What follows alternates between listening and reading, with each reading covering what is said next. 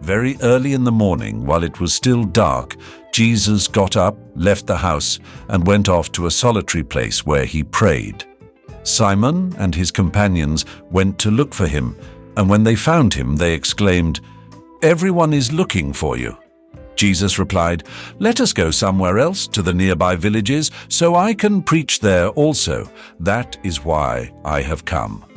So he traveled throughout Galilee, preaching in their synagogues and driving out demons.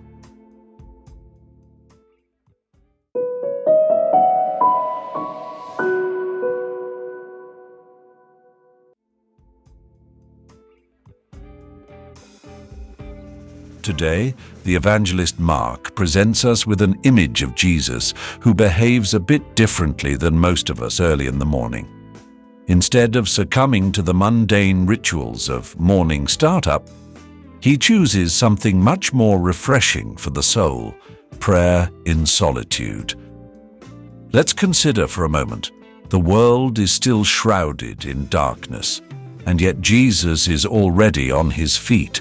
There is no crowd around him, no entourage, not even the apostles. Those reliable companions who sometimes get lost even in the shortest of parables. It is just him, silence, and prayer.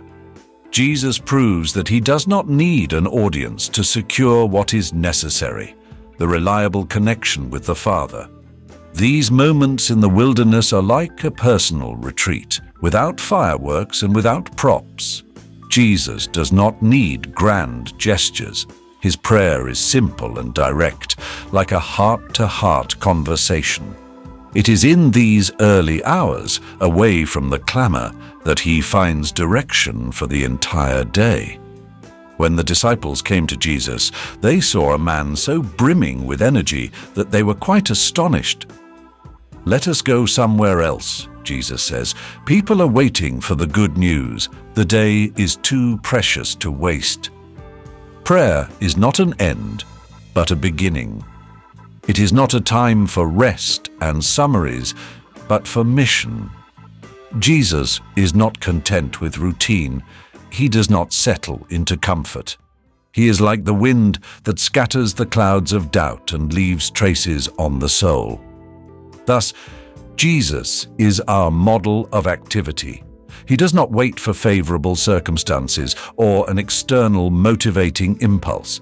His prayer is not just a moment of respite, but also a source of energy for action.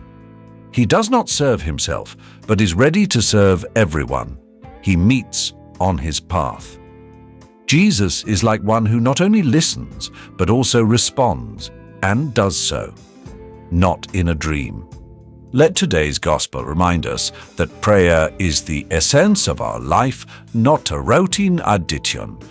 May our conversations with God be natural and vibrant, so that our days are fruitful because they grow from deep moments of connection with God. And let's remember, in conversation with a friend or the Father, we don't just present a wish list. Do not be afraid to talk to God every day. Only He understands your language, your troubles, and your desires. God blesses those who dare to rise before dawn with faith to seek His face. May our prayer be not a burden, but an adventure that adds color and direction to every moment of our life